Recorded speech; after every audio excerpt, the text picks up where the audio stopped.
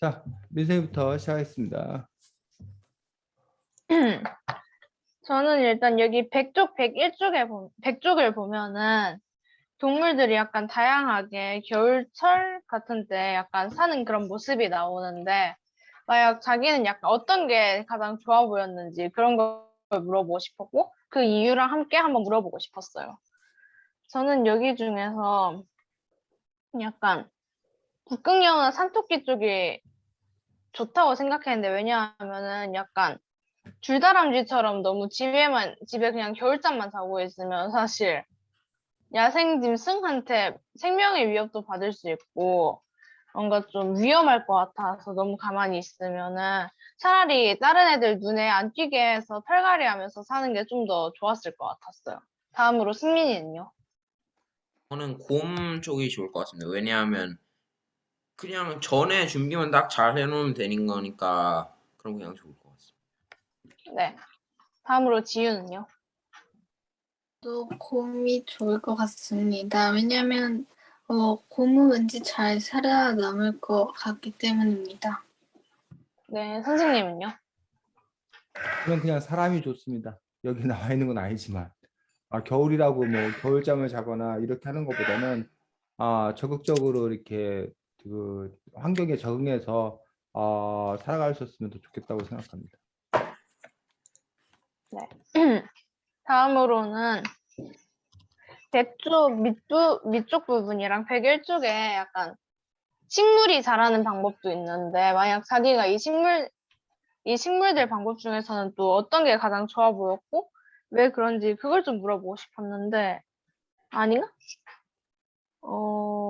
아니네요. 저 여기에서 마칠게요. 네, 수고했습니다. 다음 지우.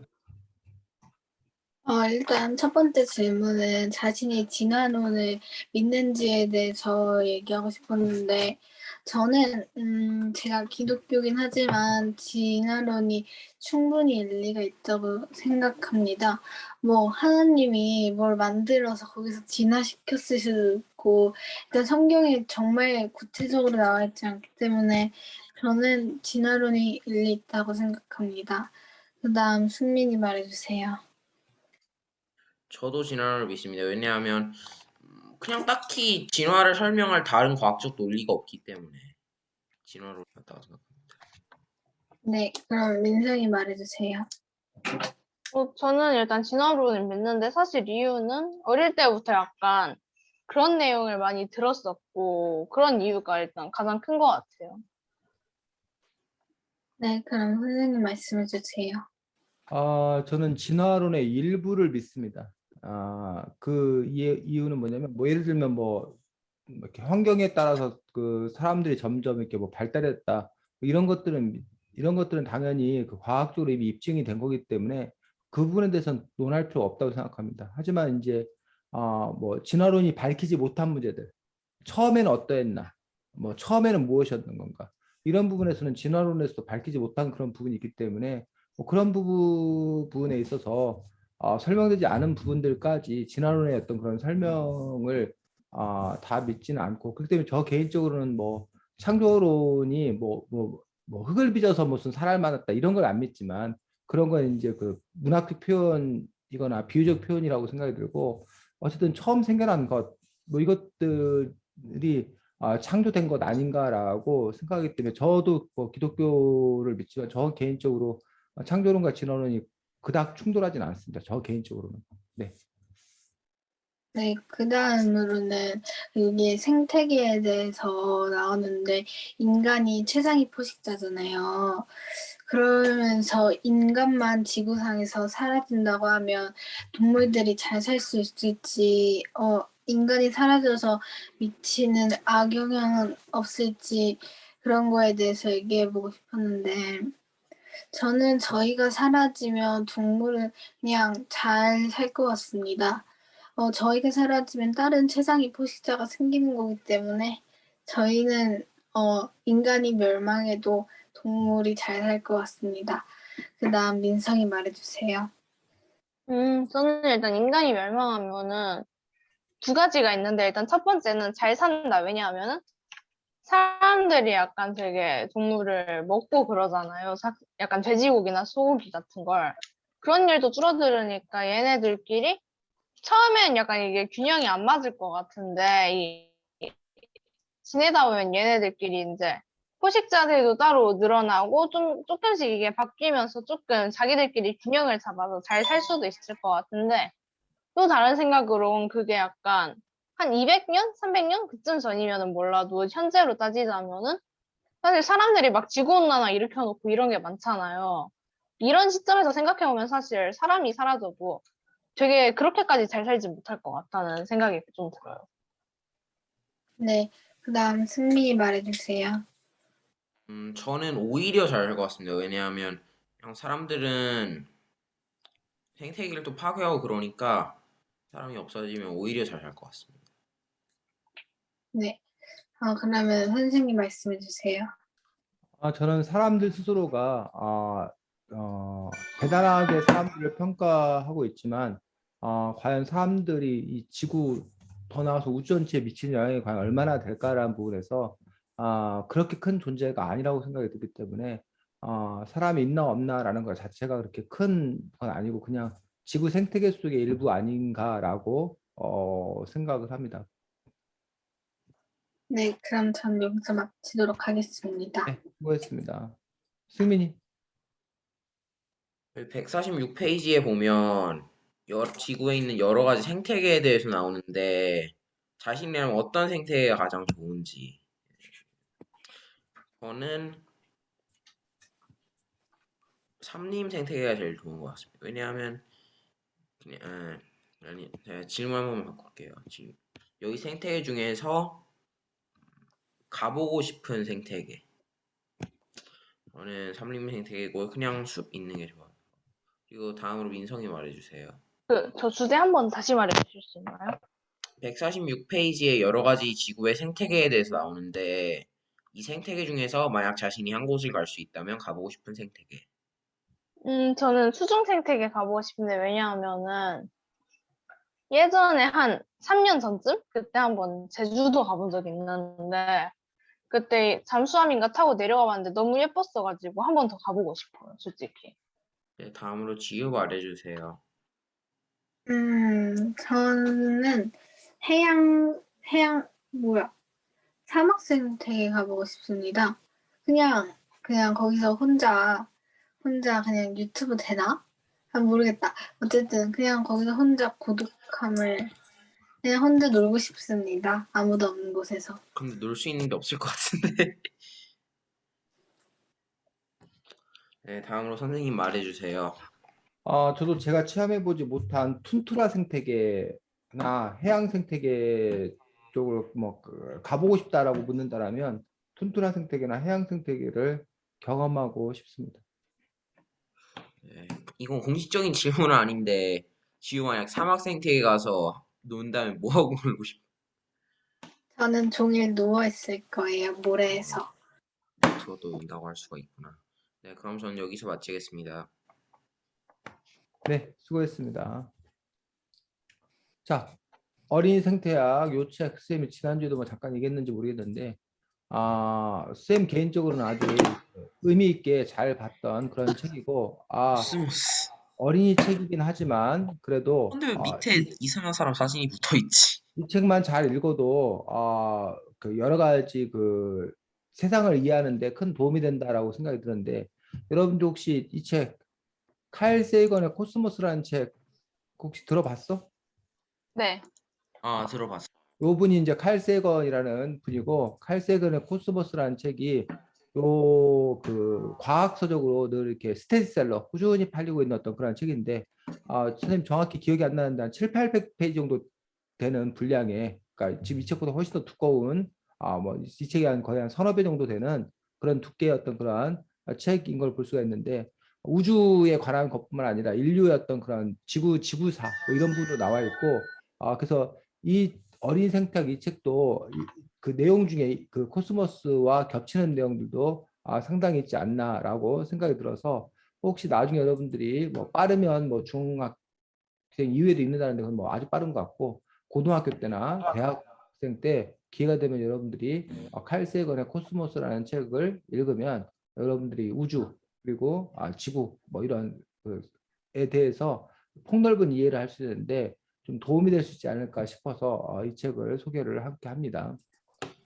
자, 이 책은 기본적으로 어떤 주장을 담고 있고 그 주장에 대해서 여러 가지 사례를 들어서 입증하고 있는 어떤 그러한 방식을 도입하고 있는 것들을 볼 수가 있습니다. 그래서 우리가 이 책을 같이 이렇게 쭉 보면서 뭐 이렇게 쌤 생각에 좀 더 좀 이렇게 의미 있다고 생각하는 부분들, 중요한 부분이라고 생각하는 것들을 함께 짚어가면서 이렇게 좀 이렇게 볼 수 있도록 하겠습니다. 자, 이 책에서는 18, 19쪽을 중심으로 봤을 때 이 우주의 탄생, 지구의 탄생을 처음을 뭘로 보고 있어? 가장 처음.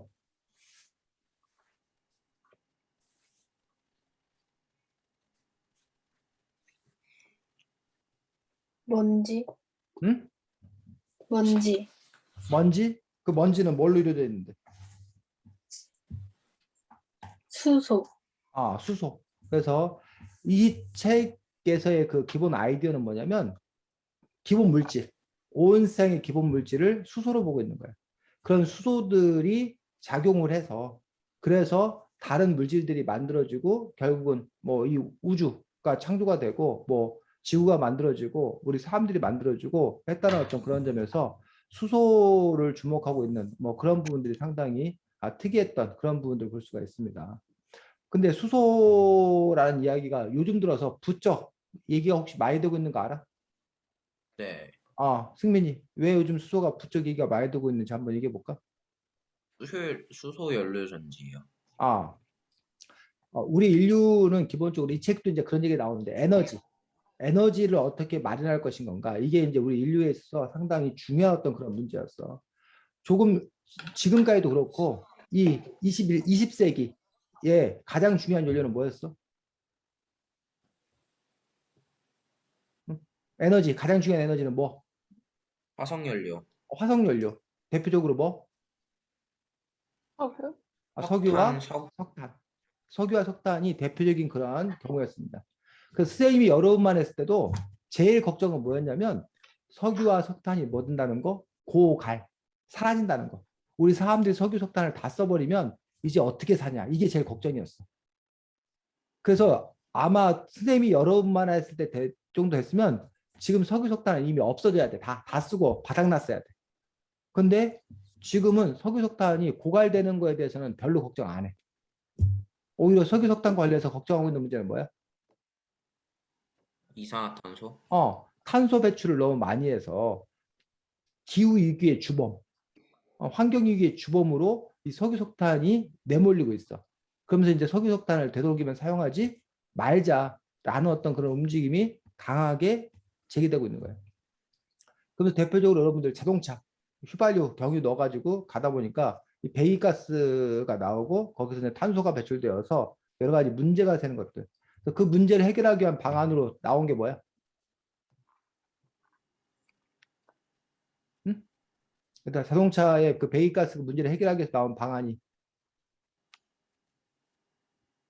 전기차, 전기차지, 전기자동차. 그 전기자동차는 배기가스를 하나도 배출하지 않기 때문에 친환경차다, 환경차다라고 막 그 전기자동차로의 전환. 그래서 지금 더 이상 이제 그 엔진 기관 차를 이제 앞으로 몇 년 내에 생산하지 않고 이제 앞으로 전기차로 간다는 어떤 그런 방향을 잡고 있는 거예요.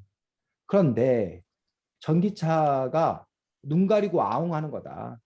전기차는 환경적인 차가 그래도 아니다라고 전기를 주장하는 만들 때 사람도 있어. 화석 연료로 쓰니까. 그렇지. 그 전기를 결국 어떻게 만드느냐라는 부분에서 전기 결국 뭐 석탄 발전, 석유 발전, 화력 발전소에서 만들면 석탄이나 석유 연료에서 전기 만든다는 거예요. 그럼 단지 자동차에다가 석탄 석유를 넣지 않는 것뿐이지 발전소에서 석탄 석유 태워서 만든 전기 갖고 자동차로 간다면 그러면 전기 자동차가 과연 환경적인 건가라는 부분에서 의문을 제기하는 그런 사람들이 있다는 거예요. 그래서 전기자동차의 그러니까 진짜 환경적이 되려면 전기 발생 자체를 화석 연료에 의존하지 아니하고 이른바 풍력 발전 또는 태양광 발전 뭐 조력 발전 이런 것들을 통해서 만들어야 탄소가 발생하지 않을 거다라고 주장을 하고 있어. 다만 아직은 그 태양광이라던가 풍력이라던가 조력 이런 발전이 이런 화력 발전에 비해서 그런 뭐 단가라던가 가격이라던가 이런 부분에서 효율성이라던가 이런 분들이 아직은 못 미치고 있는 어떤 그러한 고민들을 갖고 있는 것들을 볼 수가 있습니다. 원자력은 더 쌀 것 전기자동차는 같은데. 어떤 문제점이 있어? 전기자동차 요즘 최고의 고민이 뭐야? 가격? 아닌가? 충전소. 가격도 있고, 그래서 충전소가 충분하지 않은 것도 문제고, 또 충전 관련해서도 어떤 문제가 있어? 충전 시간? 충전 시간이 너무 오래 걸린다는 거예요. 그래서 충전 시간 아니어도 음, 그 배터리 사용 시간? 그렇지. 그 배터리 사용 시간이 그래서 자동차를 한번 그 충전했을 때 몇 킬로를 그 갔다 올 수 있냐라는 부분들 때문에 이제 고민스러운 어떤 그런 점을 갖고 있다는 거예요. 그러면서 어쨌든 세계의 흐름은 전기 자동차로 가고 있어. 근데 우리나라만이 뭐 꼭 우리나라만 아니고 우리나라는 전기 자동차의 흐름 말고 또 한 가지 흐름을 만들고 있어. 우리나라에서 시도하고 있는 자동차는 무슨 자동차야? 수소차. 수소차야, 수소차. 그래갖고 우리나라가 좀 도박 비슷하게 하고 있는 거야. 한쪽에서는 몹시 걱정을 해. 전기차가 다 세상을 휩쓸어 버리면 우리만 수소차 만들면 뭐하냐? 다른 나라에서 안 사주면 꽝 되는 거 아니냐.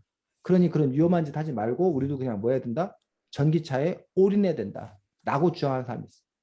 반면에 아니다.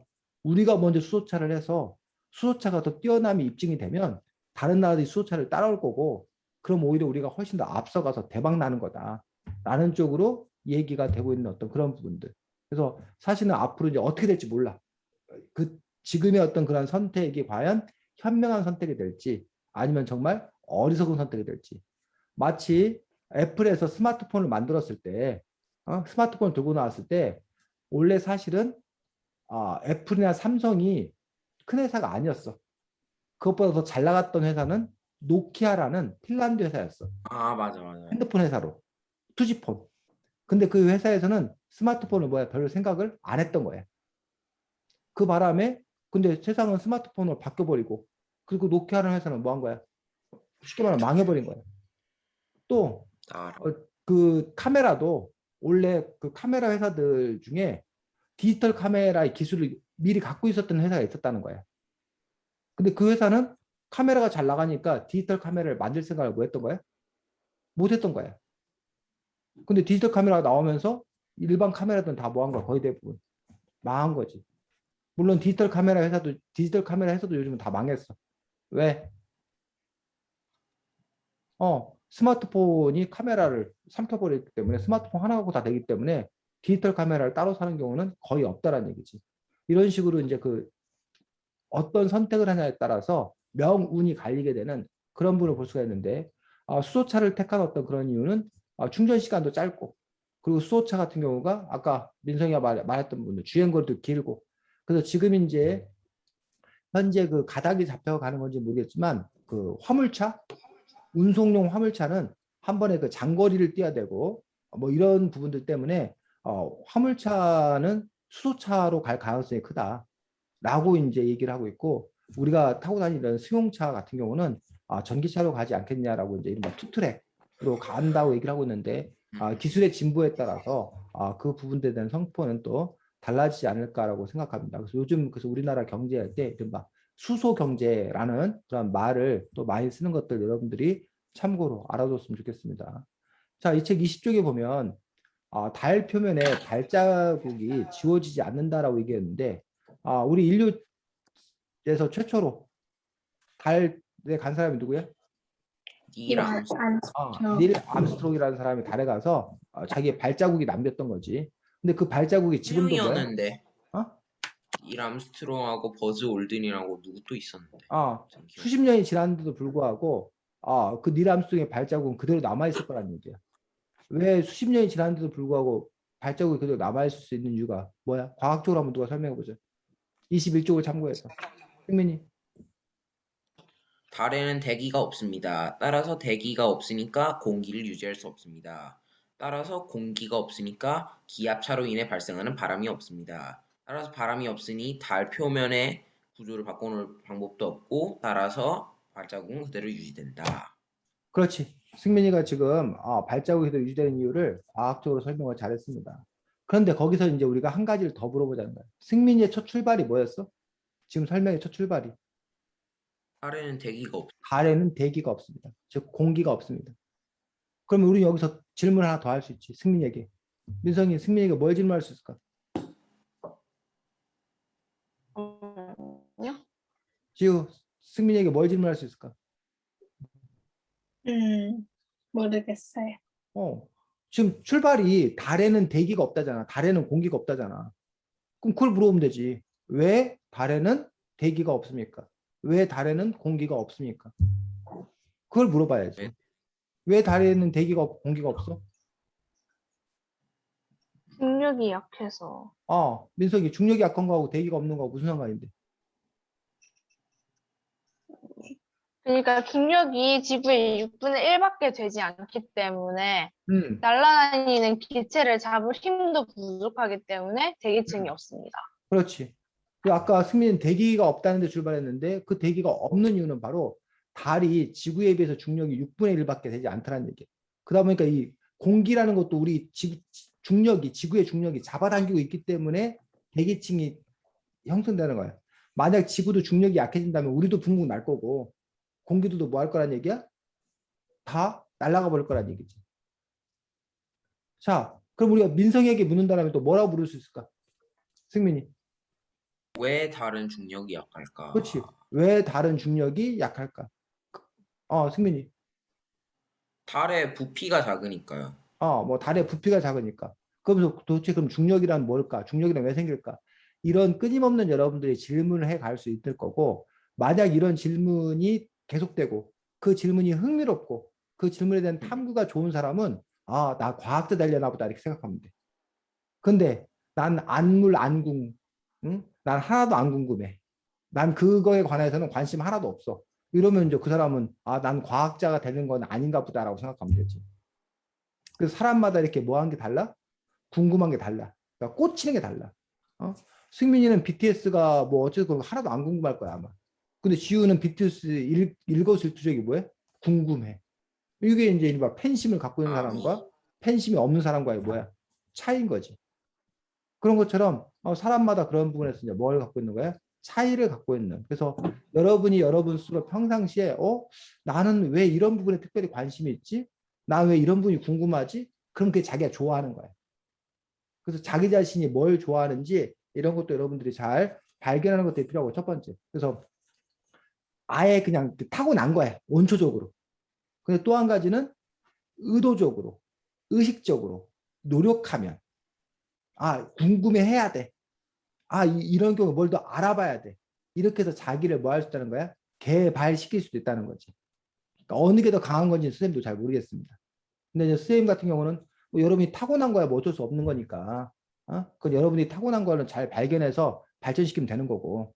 선생님이 지금 하는 역할들은 타고난 거 외에 외부에서 의도적으로 일부러 이러한 방법을 통해서 그런 궁금증을 유발하고 그 관심을 갖도록 하고 이것들이 이제 선생님이 생각하는 어떤 교육이라고 생각합니다. 자, 22, 지우. 저 궁금한 거 있는데 16쪽에 보면은 그 태초에 우주는 모든 물질과 공간이 하나의 점으로 모였다가 폭발되어 팽창한 거라고 돼 있는데 그럼 하나의 점이 있잖아요. 그럼 그 밖에는 백지처럼 그냥 하얗게 다 있는 거예요? 아니면은 어떤 물질로 이루어져 있던 거예요? 자, 승민이가 민성이가 대답 좀 해줄 수 있으면 해주시기 바랍니다. 대답은 아니지만 추론을 살짝 한번 해볼게요. 현재의 우주는 진공 상태라고 하지만 매우 작은 용량의 수소가 되게 있는데 그렇다면 그 수소도 없고 또 밖에 암흑물질이라는 그런 것도 없고 그러면 또 뭐가 있어? 진짜 궁금한데. 민성이는 보탤 얘기 있어? 잠깐만요. 자, 전 딱히 없어요. 일단. 지우가 바로 궁금해하는 어떤 그런 부분들을 만약 지우가 밝혀낼 수 있다면 지우는 노벨상을 탈 거야? 노벨상을 바로 탈 수 있습니다. 결국 지우가 말한 그런 궁금증은 아직도 아무도 뭐 하는 거 발견하지 못한 거고 사실은 지구가 하나의 점에서 출발해서 빅뱅이 일어났다는 것도 가장 유력한 설이야. 입증된 어떤 그런 사실이 아니라 가장 유력하게 입증된 그 설인데 그럼 왜 빅뱅이 일어났을 거라고 생각하느냐?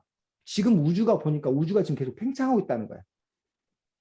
그러니까 우주가 계속 팽창하고 있다는 거니까 그러니까 지금 지구가 키가 계속 크고 있어. 그럼 우리가 그거를 필름을 거꾸로 돌려보자는 얘기야. 지구가 계속 키가 크고 있다는 거는 지금도 이 키가 옛날에는 이 키가 아니었다는 거잖아. 점점 이렇게 작아지겠지. 그럼 지구의 그 첫 출발점이 보이겠지. 그래서 점점 커지고 있다는 것은 그럼 과거로 돌리면 이랬다는 거야. 이랬다는 거야. 그럼 이 점에서 뭐야? 빅뱅에 의해서 이렇게 폭발이 점점 크고 있을 거다. 이런 식으로 지금 설명을 하고 있는 거야. 이 현상을. 근데 이제 아까 그렇게 그랬던 설명하면 어, 그렇게 설명하면 빅뱅 이전을 영원히 구할 수 없다는 설이 되는데. 그럴 수도 있고, 그다음 우리는 이른바 3차원적 사고를 해. 3차원적. 그러니까 공간을 갖고 어떤 그런 사고를 하는데, 쌤도 뭐 그 얘기를 들어봤는데, 뭐 4차원, 5차원, 뭐 6차원 뭐 이런 얘기 들어봤는데, 쌤 머리 좀 잘 이해가 안 가. 그러니까 그런 점에서 우리가 3차원적 사고를 갖고 이거에 대한 어떤 건 수수께끼를 풀기는 좀 어렵지 않나라고 생각이 들어서 지우의 질문에 대한 쌤의 대답은 나는 모른답니다. 나는 모른다. 네가 4차원까지는 제가 설명해 드릴 수 있어요. 승민이 뭐라고? 4차원까지는 제가 설명해 드릴 수 있어요. 설명 좀 해줘봐. 3차원이 예를 들어서 이 지우개 말고 포스트잇 쌓인 걸 예로 들어보면 음, 이 포스트잇 한 면을 2차원이라 둔다면 음, 아이고 지금 포스트잇 시계 갖고 와서 휴지 좀 이게 이 2차원 한 면이 아, 계속 쌓이면 3차원이 되잖아요. 그렇지, 그렇지. 그러니까 4차원은 2차원에서 3차원 높은 3차원이 됐을 때 평면이 음, 쌓였으니까 4차원은 3차원의 장면들 그러니까 음, 예를 들어서 선생님이 사과를 떨어뜨린다 쳐봅시다. 음, 그러면 4차원은 사과가 선생님이 처음 손에 들고 있을 때의 위치 음, 그리고 또 조금 지났을 때의 위치 음, 이거를 다 합쳐놓은 음, 그러니까 세 개의 방향 플러스 시간 그래서 음. 네 개 그래서 4차원이 되는 겁니다. 그렇지. 승민이는 4차원에 대해서 이제 잘 이해까지 한 것 같은데 쌤도 지금 승민이가 말한 것처럼 3차원 플러스 시간이라는 것까지가 4차원이라는 걸 알겠는데 머리로 이해는 안 돼. 지금 승민이는 머리로 이해해서 지금 자기 말로 바꿔 설명할까지 가능한데 쌤은 그게 뭔 말이야 도대체. 그러니까 사과에 대한 비유는 쌤이 아주 이렇게 참신했어.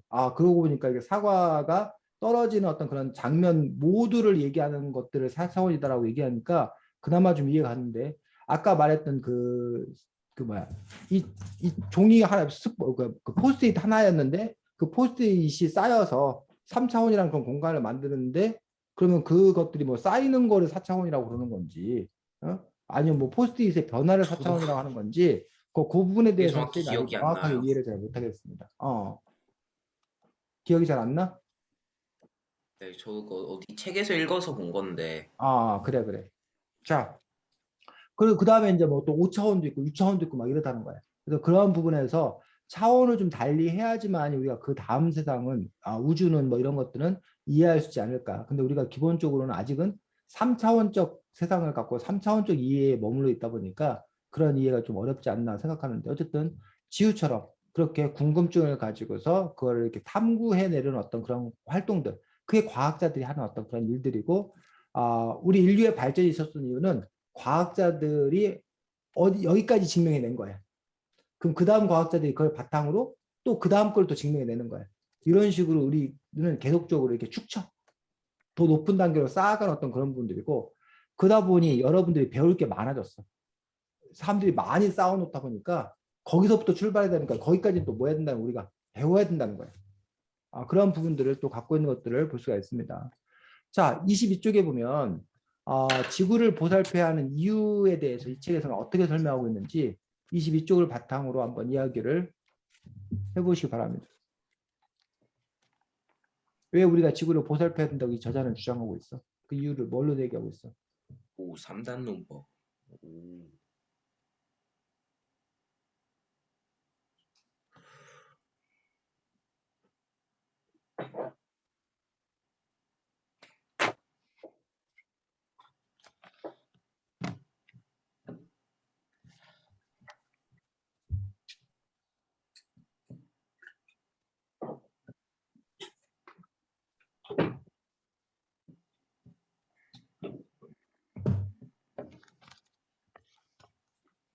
왜 사람들이 지구를 보살펴야 된대? 사람의 가장 살기 좋은 행성은 지구고 음, 사람은 지구라는 공간을 벗어나기 힘들다. 음. 그래서 지구를 보살펴야 한다. 자, 그럼 승민이 지금 말에 대해서 물론 승민이 말은 아니지만 저자의 말에 대해서 그러면 이런 문제기를 할 수 있지 않을까?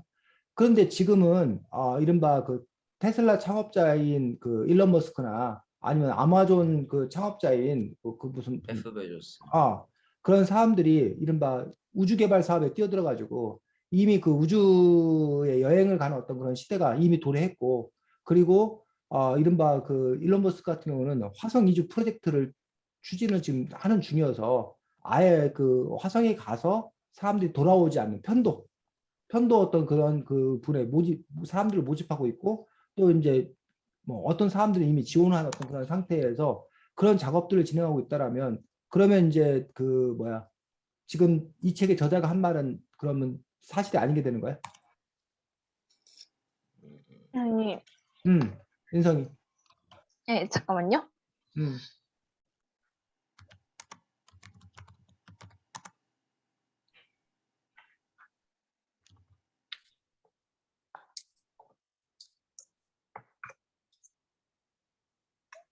자, 그래서 지금 말한 대로 지구가 사람들 살기에 가장 뭐하다?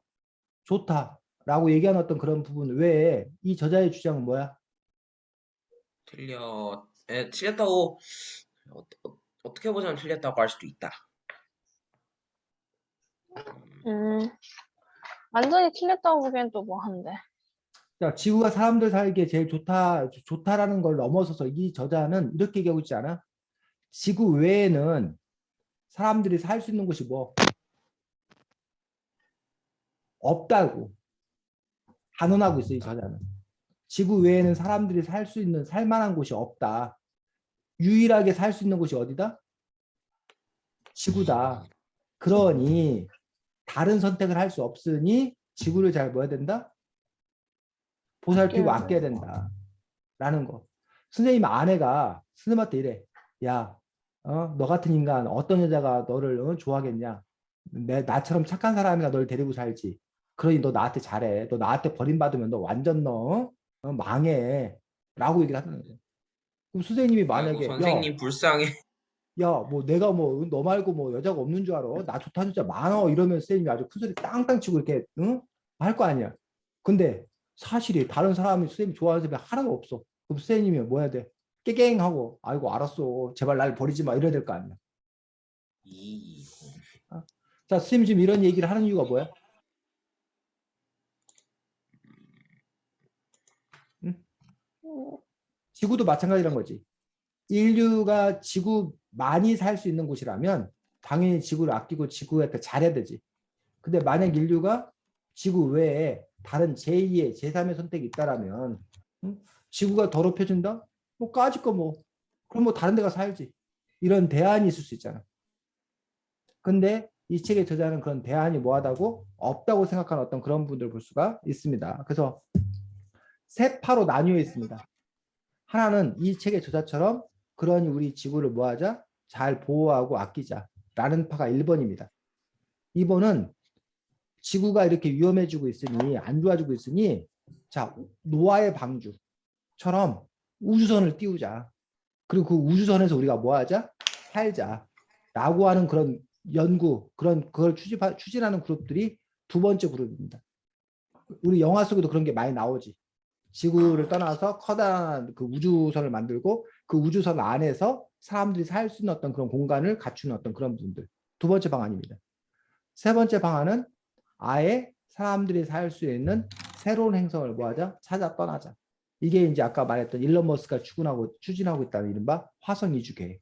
그래서 그 사람들은 편도 그냥 가고 돌아오지 않겠다는 거야. 그곳을 개척해서 그곳을 살겠다는 거야. 마치 과거 유럽인들이 어디야? 새로운 세상 신대륙 자기들 유럽인들 기준에서 신대륙인 아메리카 대륙에 가서 그곳에 가서 다시 새로운 삶의 영역을 자기들이 추구하겠다라고 생각했던 어떤 그런 부분들과 흡사하다는 거죠. 지우는 1번, 2번, 3번 중에 선택할 수 있다면 뭘 선택할 거야? 전 1번이요. 1번. 일단 지구가 여기서 끝나는 건 아니고 일단 그리고 여기서 그래도 지구한테 더 이렇게 안 좋은 영향을 미치면 이제 동물들 노아의 방주 같은 걸 하면 거기서도 돈이나 권력 때문에 우주선을 타지 못하는 사람도 생길 것 같고 화성에서 산다는 것도 충분한 보장이 없기 때문에 저는 정말 최후의 방법이라면 그 2번이나 3번을 할 것 같은데 아직 거기까지는 아니라고 생각하기 때문에 저는 1번입니다. 민성이는? 저도 일단은 1번이요. 승민이는? 저는 2번, 3번 조합이요. 그 노아의 방주 같은 걸 띄워서 몇 명을 싣고 가서 지구와 제일 유사한 행성을 찾은 다음에 거기서 3번 대량 이주를 실행하면. 자, 알겠습니다. 자, 이 책의 26쪽을 보면서 선생님이 사실은 가장 충격을 받은 부분이기도 하고, 아, 그렇구나라고 선생님이 그 세상에 대한 이해가 좀 넓어진 어떤 그런 측면도 있는데, 26쪽을 보면, 아까 그리고 선생님이, 인류가 우주 전체에 놓고 보면, 지구 생태계에 보면 그렇게 대단한 존재가 아니다. 라고 선생님이 처음에 그런 얘기를 했었는데, 아마 26쪽 때문에 선생님이 그런 생각을 갖게 되지 않았나라고 생각하기도 합니다. 자, 26쪽에서 이 책의 저자는 어떻게 설명하고 있어? 생태계에 대해서, 생명에 대해서.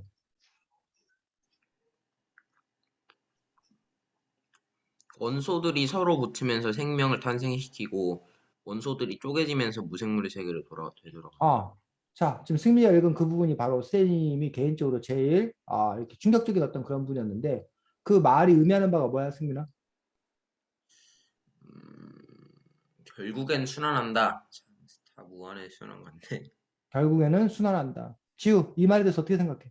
원불교.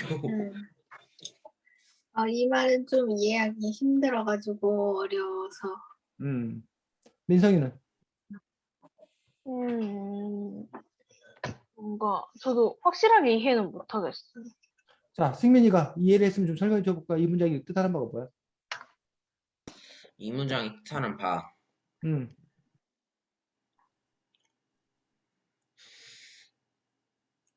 글쎄, 두 가지를 중첩해 놓은 것 같은데 서로 음, 반대되는 개념 두 개를 중첩해 놨어요. 무슨 말이야? 무한하게 무한하게 생물로 유지될 수는 없다면서도 순환은 계속된다. 순환은 무한하게 계속된다. 이런 얘기. 자, 우리는 그동안 이른바 인류는 만물의 영장이다. 그래서 우리 사람은 특별한 존재다. 그리고 특별히 뭐 생명체하고 돌덩이하고는 뭐하다? 다르다. 다른 존재다라고 우리는 생각을 보통은 해왔다고 봅니다. 그리고 우리 인간에게는 뭐야? 이른바 영혼을 갖고 있기 때문에 동물이나 이런 그 무생물이 갖고 있지 않은 영혼을 갖고 있는 우리는 존귀한, 고귀한, 특별한 존재였고 그렇기 때문에 우리가 이 세상을 지배하고 다스리는 것은 너무나 당연한 일이고 이 지구는 누굴 위해 존재하는 거다? 우리 인간을 위해 존재하는 거다. 이런 생각들을 하면서 살아왔었습니다. 쌤 개인적으로 그렇고 많은 사람들이 아마 그렇게 생각했을 거라고 생각합니다. 근데 이 책의 저자는 생명이라는 것 자체도 원래는 뭐 원소들이 서로 붙어가지고 생명이라는 게 탄생됐다. 그런데 이 것들이 나중에 모여지면 다시 쪼개지면 다시 뭘로 돌아간다? 무생물의 세계로 돌아간다. 그래서 그리고 무생물이나 생물이나 뭐라는 거야? 별반 차이가 없다라는 거야. 단지 뭐 합쳐지고 어떻게 합쳐졌냐? 합쳐지지 않았냐? 그 비율의 차이, 배합의 차이 이런 것에 불과하다라는 어떤 그런 것으로 해석될 수 있는 그런 여지가 있다라는 거지. 그러니까 그렇게 이렇게 해석되면 이제 이게 이제 두 가지 나뉘어. 방향이 하나. 그래? 그럼 인간 존귀하지 않네. 뭐 인간도 뭐 이거 아무것도 아니네. 라고 인간을 뭐해? 낮출 수 있어. 이게 인간이 높은 줄 알았는데 인간이 이게 낮아질 수도 있어. 또 한 가지는 인간을 낮추는 게 아니라 야, 그래? 인간만 특별한 게 아니야? 그 동물이나 무생물도 그럼 뭐 해줘야 되겠네? 존중해줘야 되겠네. 인간만큼 존중해줘야 되겠네. 이게 밑에 있다고 생각했던 게 위로 올라올 수도 있고 아니면 이 인간에 대해서 뭐해? 밑으로 내려갈 수도 있고 그러니까 그거는 이제 또 세상을 바라보는 태도가 어떠하냐에 따라서 달라질 수 있는 어떤 그런 부분들을 가지고 있는데, 선생님은 어쨌든 개인적으로 인간 이러한 그 부분들을 보면서 이게 생명이라는 것들, 무생물이나 어떤 그런 부분들에 대해서 이것들을 우리 어떻게 놓고 봐야 되는 건가 라는 부분들에서 그 전에 갖고 있던 생각과 좀 다른 어떤 그런 생각을 하게 되어서 사실 상당히 놀랐던 그런 부분들을 가지고 있습니다. 자, 30쪽에 생물의 역사와 관련되어서 이 책의 저자는 또 뭐라고 주장하고 있는지, 뭐라고 이야기하고 있는지 한번 보기 바랍니다.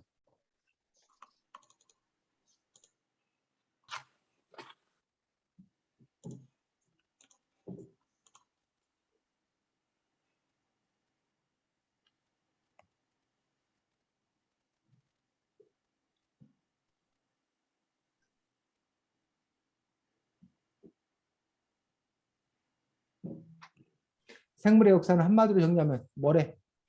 이 책의 저자는 30쪽에.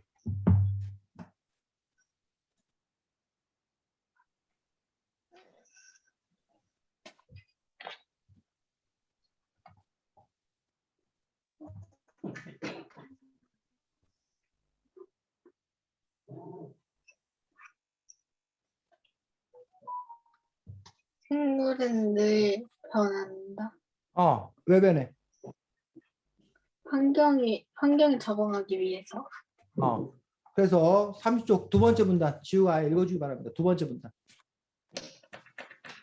지구에는 생물 집단이 대량으로 멸망하는 시기 두 몇 번째 차례가 문단, 두 번째 있었습니다. 문단. 지우야, 두 번째 문단. 너가 읽은 세 번째 문단이야. 생물의 역사를 살펴보면 발달하여 안정된 상태에 있었던 많은 생물이 급격한 환경 변화로 말미암아 멸종하고 다른 생물로 바뀌었습니다. 자, 그러면서 이 책의 저자가 대표적인 예를 든 게 뭐야? 중생대에 있었던 공룡의 시대가 있었다는 거야. 공룡이 지배하던 그러한 중생대 시대가 있었는데 지금은 공룡이 존재하지 않아? 존재하지 않지 지금은. 이처럼 지배종이었던 생물들, 공룡이 급격한 환경의 변화로 인해서 결국은 사라졌다. 그리고 지금은 지구의 지배적인 종이 누군가요? 인간들이잖아. 자, 근데 그러면 이 이야기를 우리 인간들에게 적용해 보면 어떤 걸 예측할 수 있을까? 언젠가는 우리도 멸종한다. 언젠가는 인류도 뭐 할 거다? 멸종할 거다. 그리고 그 자리에 인류 대신에 새로운 생물종이 뭐 할 거다? 지배종이 될 거다. 라고 생각할 수 있잖아. 만약 그것이 자연의 법칙이라면 인류가 뭐 환경위기를 뭐 막내, 기후위기를 막내라고 하는 것들이 어떻게 보면 되게 뭐해? 부질없는 노력, 무의미한. 무의미한 어떤 그런 노력 아닌 건가? 라고 그렇게 생각할 수도 있겠지. 자, 그런 부분에서 어떻게 생각해, 민성이는?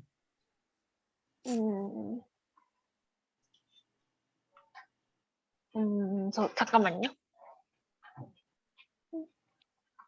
왜 집중을 못하니, 민성아? 지훈 어떻게 생각해? 그 인간의 멸망에 대해서 말하는 거죠. 뭐 공룡이라는 다수종이 환경의 변화에 의해서 멸종했던 것처럼 그렇다면 인류 역시 환경의 변화에서 멸종을 하는 것들이 생물의 역사 아니겠냐. 그리고 새로운 종이 출현될 거 아니냐. 그렇다면 그런 역사의 어떤 그런 법칙이 있다면 굳이 인간이 발버둥 쳐봤자 의미 없는 일 아니냐. 라는 어떤 그런 추론이 가능하지 않는 얘기지. 그런 추론에 대해서 어떻게 생각하냐고. 저는 맞는 것 같아요. 미래를 예측하기 힘들긴 한데 인간이 멸망하면 또 진화론이 맞다면 거기서 어떻게든 변해서 따르는 생물이 나올 수 있을 거라고 생각합니다. 승민이는? 저는 살짝 틀린 말이라고 생각합니다. 음. 발버둥 치면 뭐 결국 큰 흐름을 바꿀 수는 없더라도 그래도 조금이라도 더 인간이 지배종으로 있는 시간을 조금이라도 더 늘릴 수 있지 않을까. 음. 자, 그렇지. 그래서 승민이 주장을 좀 더 뒷받침하자면 승민이와 같은 주장을 갖고 있는 사람들은 공룡과 사람은 다르다라고 주장합니다. 어떤 점이 다르다는 거야?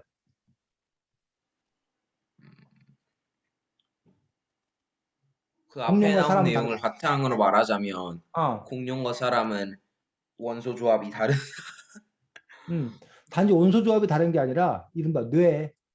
공룡은 환경 변화나 이런 것들에 대해서 능동적으로 적극적으로 그걸 뭐 할 수 있는 대처할 수 있는 어떤 그런 힘이 없었다는 거야.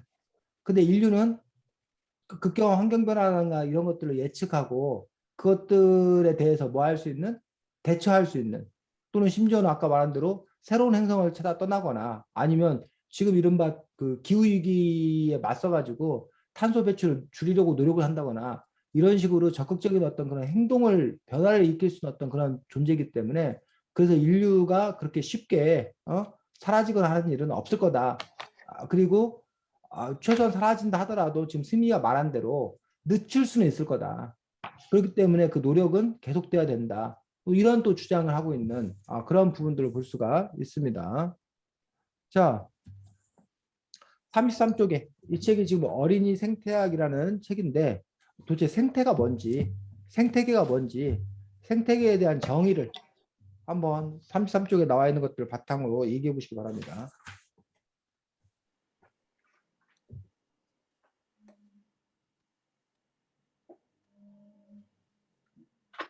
그 생태계가 생태계가 뭐냐고. 생태계랑 그 생물과 환경이 조화된 집단. 생물과 환경이 조화된 집단을 생태계라고 얘기하고 있다고 합니다. 자, 그거를 민성이 말로 쉽게 풀어 설명하면 뭐야? 음, 그러니까 서로 영향을 주고 서로 변화를 시키는 그런 서로가 약간 조화된 집단? 자, 승민이는 어떻게 이해했어? 생태계를 누가 어떤 애가 너보고 생태계가 뭐예요라고 물어보면 뭐라고 설명할 거야? 쉬운 말로 바꿔 설명하면. 네가 이해한 말로. 서로 영향을 주고받는 것들이 모여 있는 집단. 지우는 일단 살아있고 그냥 어떻게든 관계가 있는 집단. 자, 생태계에서 일단 기본적으로 두 가지 요소가 있습니다. 하나는 뭐? 생태계를 이루는 두 가지 생산자? 중요한 요소. 하나는 뭐? 생산자? 생물. 아, 하나는 환경. 생물과 환경이란 두 요소가 있다고. 근데 그냥 생물과 환경이 있다고 생태계가 아니라 그 생물은 환경의 지배를 받아. 환경의 영향을 받아. 근데 일방적으로 그 생물이 환경의 영향을 받기만 하는 게 아니라 그 생물이 환경을 또 뭐해? 변화시켜. 그래서 그 생물과 환경이 서로 간의 어떤 그런 관계, 그 자체를 뭐라고 그런다? 생태계라고 얘기한다는 거예요. 그리고 아까 민성이 말했던 생산자는 뭐의 일부야? 생물의 일부야. 그 생물은 커다랗게 다시 세 가지로 이루어졌다고 그랬지. 뭐뭐뭐.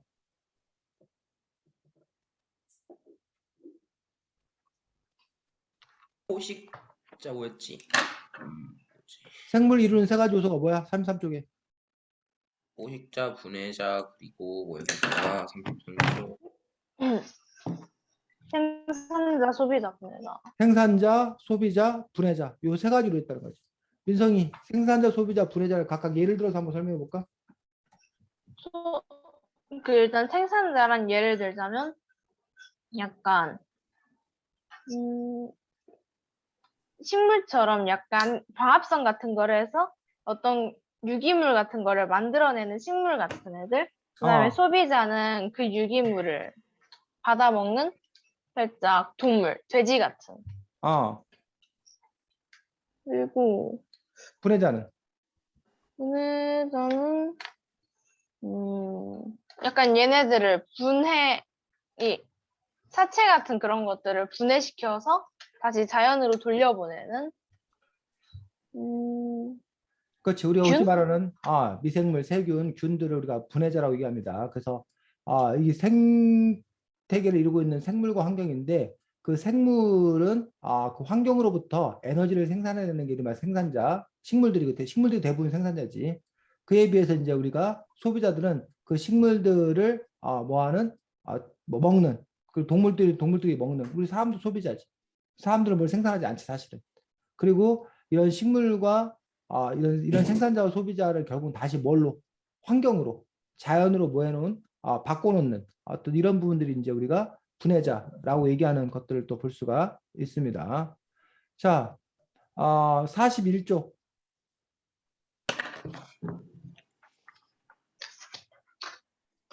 에너지가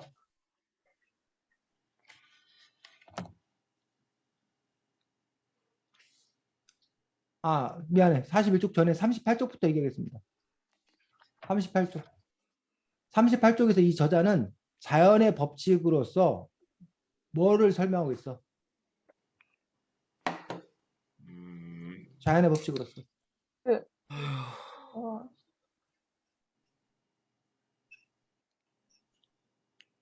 자연을 지배하는 법칙이 뭐래? 어기금을? 어? 약육강식? 약육강식이 뭐야, 민성아? 약육강식이 약간 강한 것이 약한 것을 잡아먹는. 강한 것이 약한 것을 잡아먹는 것들이 바로 자연의 조화 균형을 이루는 그런 기본 법칙이라는 거예요.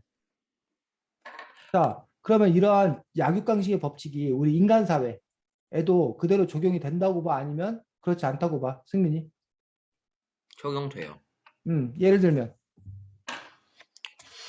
예를 들면 인간 사회판으로는 빈익부, 부익부, 빈익빈 그런 걸로 볼 수 있는데 돈 많은 사람은 주식 투자, 부동산 투자해갖고 계속 돈이 많아지고 돈 없는 사람은 뭐 어디로 내고 빚 내고 이자 내고 이러면 돈이 싹 없어지고 그러면 승민이 거기서 그럼 가난한 사람한테서 뜯어먹은 돈이 또 부자 주머니로 들어가. 그럼 그런 약육강식의 법칙이 자연계나 우리 인간계나 인간도 뭐 자연의 일부니까 적용되는 것이 자연스러운 일이다. 당연한 일이다. 그럴 수밖에 없다. 그런 거야. 아니면 그런 것들이 자연의 법칙이긴 하지만 인간 사회에서는 그래서는 안 된다라는 어떤 그런 견해들을 갖고 있거든. 그 부분에서 어떤 판단을 갖고 있어? 저는 인간 사회에선 그렇게 적용돼서는 안 된다고 생각해요. 근데 그게들이 자연의 법칙인데 그래서는 안 된다는 것들이라고 하면 어떤 문제가 발생하지 않나?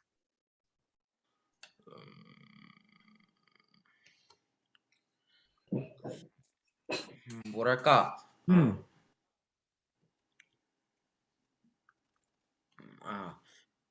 그대로 적용돼도 인간 사회에서는 뭐 부자가 좀 뭐였지? 어쨌든 부자 있는 사람 제가 생각 좀 정리할 시간 좀 주세요. 지훈은 어떻게 봐? 저는 그 인간사에서 그렇게 적용되는 게 자연스럽긴 한데 자연스러운데 그게 저는 개인적으로는 잘못됐다고 생각합니다. 음, 인간은 일단 머리로 생각을 저도 이게 그냥 저도 주장만 하지 제 근거를 잘 모르겠어요. 민성이는? 저는 이게 자연의 법칙까지는 맞지만 좀 바뀌어야 된다고 생각해요. 음, 왜냐하면 음, 아무리 자연의 법칙이라도 사실 사람들이 되게 말로는 사람들이 다 평등하다 하면서 이런 법칙 자체도 좀 모순적이기도 하고 음, 지금이 조선시대도 아니고 신문제도 없는데 솔직히 약육강식 자체가 솔직히 강자 입장에서만 좋지 약자 입장에서는 그렇게 좋은 것도 아니고 하다 보니까 솔직히 저는 그것보다 차라리 평등이 더 중요하다고 생각을 해요. 자, 그 부분에서 우리가 좀 따져봐야 될 것들이 과연 평등하다고 우리가 생각하고 있는데 그 평등하다는 말 자체가 약육강식의 법칙에 의하면 평등하다는 말 자체가 사실은 뭐 한 거야? 성립하지 않는 거지. 뭐 그런 점에서 또 한 가지 우리가 반론할 수 있는 부분은 약육강식의 법칙만이 존재하는가? 자연계에서 약육강식의 법칙 외에 자연계에서 서로 협력하는 경우도 있지 않나? 약육강식이 유일한 법칙인 건가? 약육강식으로 설명되는 것들이 많지만 약육강식으로 설명되지 않는 것들은 과연 없는 건가? 뭐 이런 부분에 대한 어떤 그런 문제가 있을 수 있고 또 하나는 아까 말했지만 그 자연 그동안에 우리 인간은 다르다. 이런 생물계와 일반 뭐 무생물계와 다른 인간의 나름의 이른바 고귀한 영혼이라는 것들이 존재한다. 라는 어떤 그런 부분에 대한 어떤 그런 생각들이 있다라면 좀 다른 어떤 그런 이야기가 있을 수 있다는 거지. 그런 점에서 사실은 뭐 쌤도 역시 여러분과 마찬가지로 정리되지 않은 어떤 그런 측면들을 갖고 있는데 뭐 그 부분에서 여러분들이 좀 더 따져보고 고민해야 될 어떤 그런 지점들은 많이 있다는 거지. 그래서 이 책을 읽으면서 여러분들이 받아들여야 될 어떤 그런 부분들과 또는 오히려 받아들였을 때 오히려 기존의 어떤 그런 그 의식 체계, 질서 체계, 문화들 이런 것과 충돌을 일으킬 수 있는 어떤 그런 부분들도 함께 있는 것들을 볼 수가 있습니다. 45쪽에 보면 에너지에 대한 이야기가 나와 있는데 에너지에 대해서는 이 책의 저자는 또 에너지에 대해서 몇 가지 또 이렇게 법칙이라고 해야 되나 그 부분들을 얘기하고 있습니다. 오. 오. 에너지에 대해서 어떻게 설명하고 있어? 에너지의 양은 늘 변함이 없다. 맞아. 계속해. 그렇지만 사용할 수 있는 에너지의 양은 에너지의 형태가 바뀔 때마다 자꾸 줄어든다. 계속. 인간이 할 수 있는 일은 에너지를 새로 만들어내는 일이 아니라 에너지의 형태를 바꾸는 일이다. 그래서 요 말이 쓰여져 있는데 이 말이 도대체 무슨 말인지 여러분들이 과연 잘 이해할 수 있는 건가? 요 부분들을 살펴봐야 한다는 거지. 에너지의 양은 늘 변함이 없다라는 것들. 근데 단지 뭐야? 에너지의 형태를 뭐 하는 것뿐이다. 바꾸는 것뿐이다. 그래서 우리가 기본적으로 받는 제일 중요한 에너지는 태양 에너지야. 태양으로부터 오는 어떤 그런 에너지를 바탕으로 그 에너지를 이렇게 풍력 발전, 태양광을 통해서 우리가 전기라는 형태로 뭐 한다거나 바꾼다거나 이런 것만 할 수 있지 우리가 에너지 자체를 뭐 할 수 없다, 창조할 수는 없다라고 얘기하는 부분들이 한 부분이 있는 거고 그 태양광 오는 것들을 우리가 태양광 발전으로 전기를 만들 때 그 전기를 바꾸는 과정들에서 손실이 있다는 거예요. 또 그 전기 에너지를 갖고 우리가 만약에 전기 에너지가 10이야. 근데 우리가 만약에 선풍기를 돌려 다시. 그럼 10만큼 선풍기를 통해서 그 바람으로 나오는 것들이 아니라 일부분만이 바뀔 수 있다는 거야. 지금 이 설명은. 자, 그다음에 46쪽에 보면 에너지에 관한 또 다른 설명이 하나 더 나와. 46쪽에 보면.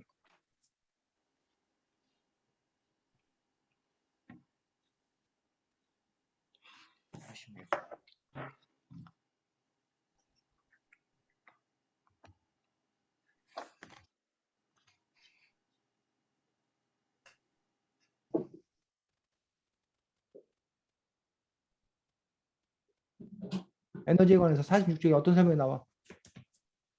생태계에서 일어나는 모든 현상은 에너지 이동이다. 또 에너지의 본바탕은 태양 에너지다. 얘기했고 또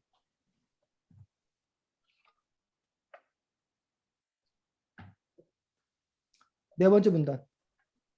에너지는 쓸모 있는 에너지가 쓸모없는 형태로 바꾸어가는 거지. 쓸모없게 된 에너지가 쓸모있게 방향을 바꾸지 못한다? 그렇지. 그래서 요게 이제 고민이라는 거야. 쓸모있는 에너지를 쓸모없는 에너지로 바뀌는 건데 그 쓸모없는 에너지를 우리가 다시 쓸모있는 에너지로만 뭐 할 수 있다라면 바꿀 수 있다라면 아주 놀라운 그 혁명적인 어떤 그런 부분들이 된다는 거지. 그렇기 때문에 이 부분에서 어떻게 이제 그 쓸모있는 에너지를 쓸모없는 에너지로 바뀌었을 때 그것들을 어떻게 처리할 것인 건가? 그리고 그것들 어떻게 다시 쓸모있는 에너지를 만들 것인 건가라는 부분들. 아니면 우리가 새로운 에너지를 계속 지금 발굴하고 찾고 있는 어떤 그런 상황인 것들을 볼 수가 있습니다. 그래서 어린이 생태학 책을 우리가 오늘 이제 여러분들 함께 봤었는데 지금 우리가 전체적인 본 것들 중에 지금 한 3분의 1도 채 못 봤는데 여러분들이 뭐 기회가 되면 뭐 도서관에서 빌린 책이면 어쩔 수 없고 여러분이 갖고 있는 책이라면 이 책을 여러분이 나중에라도 한번 뭐 다시 읽으면서 그러니까 우리 개개인의 어떤 그런 삶도 중요하지만 우리가 살아가고 있는 어떤 그런 세상의 원리 이런 부분들에 대해서 여러분들이 이 책을 통해서 영감을 얻으셨으면 좋겠다는 생각을 하고 있고 또 한 가지는 이게 단지 그 자연 생태계 어떤 그런 부분이 아니라 우리가 도시 생태계다라고 얘기하고 있고 지금 우리가 여기도 만나는 것도 이것도 생태계. 우리 네 명이 만나고 있는 것들도 이런 생태계 어떤 그런 생태계. 관계들도 이 책에 의해서 설명될 수 있는 어떤 그런 부분들이 많이 있기 때문에 그래서 여러분들이 이 책을 통해서 어떤 그런 세상을 이해하는 방법, 세상을 보는 눈, 뭐 이런 것들이 또 이제 있었으면 좋겠다. 그래서 우리가 생태학적 관점에서 세상을 바라보는 눈을 가질 수 있도록 해주는 책이라고 보였어요. 그래서 이제 그렇다고 세상이 생태학으로만 설명되는 거 아니야. 경제학적 관점이라는 것도 있고, 정치학적 관점이라는 것도 있고, 윤리적 관점도 있고, 세상을 바라볼 수 있는 어떤 그런 방식은 여러 가지 어떤 그런 방식이 있고, 그 방식의 총합이 여러분이 바라보는 눈이야. 근데 이제 여러분이 다만 그 중에서 어떤 관점을 갖고 더 많이 바라보냐에 따라서 여러분 세상을 다르게 볼 수 있다고 생각하는데, 쌤 개인적으로 어쨌든 생태학적 관점에서 세상을 바라보는 것들도 세상을 잘 이해할 수 있는데 좋은 방법이 아닌가 싶어가지고 여러분들이 이 책에서 이렇게 이야기하고 설명하는 그런 부분들에 대해서 조금 더 관심을 가졌으면 좋겠다라고 생각합니다. 쌤이 오늘 그 뭐 이렇게 동네 오는데 그 공사를 하고 있어갖고 차가 너무 많이 밀려갖고 좀 많이 늦었습니다. 미안합니다. 자, 다음번에는 책이 그 마사코의 질문인가? 그거. 라고 손연자 선생님이신데 주로 일제 침략기를 배경으로 한 어떤 그러한 작품들 동화 여러 편의 동화가 모여있는 동화집입니다. 창작 동화집입니다. 그래서 다음 주에는 손연자 선생님의 마사코의 질문으로 볼 수 있도록 하겠습니다. 자, 오늘 수고 많았습니다. 다음 주 보겠습니다. 네. 안녕. 안녕히 계세요. 안녕히 계세요. 안녕히 계세요.